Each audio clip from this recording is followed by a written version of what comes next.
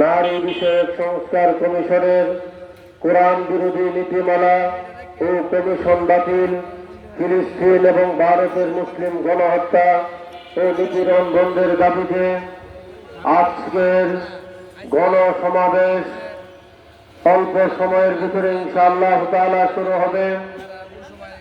আজকের এই বিশাল গণসমাবেশে প্রধান অতিথি হিসাবে মূল্যবান বক্তব্য রাখবেন টেকনাফ থেকে তেঁতুলিয়া সারা বাংলার সমস্ত মুসলমানদের হৃদয়ের স্পন্দন, আমিরে মজলিস, বাংলাদেশ খেলাফত মজলিসের সংগ্রামী আমির আল্লামা মামুনুল হক সাহেব দামাত বরকাতুহুম। আজকের বিশাল গণসমাবেশে বিশেষ অতিথি হিসাবে বক্তব্য রাখবেন বাংলাদেশ খেলাফত মজলিসের নায়েবে আমির মাওলানা রেজাউল করিম জালালী দামাত বরকাতুহুম।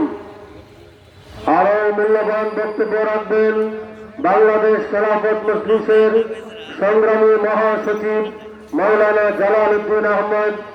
আরও বক্তব্য রাখবেন বাংলাদেশ খেলাফত মজলিসের যুগ্ম মহাসচিব মাওলানা আতাউল্লাহ আমিন।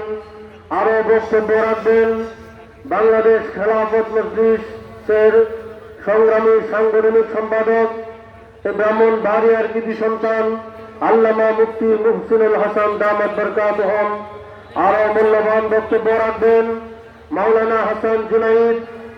আরও বক্তব্য রাখবেন এই ব্রাহ্মণবাড়িয়ার কৃতি সন্তান কারা নির্যাতিত মুসলিম আলিমুদ্দিন বাংলাদেশ খেলাফত মজলিসের কেন্দ্রীয় নির্বাহী সদস্য মাওলানা মঈনুল ইসলাম খন্দকার দামাত বরকাতুহুম।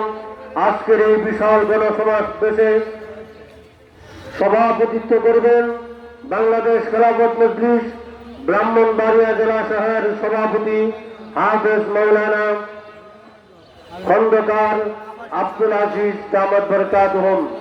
অতএব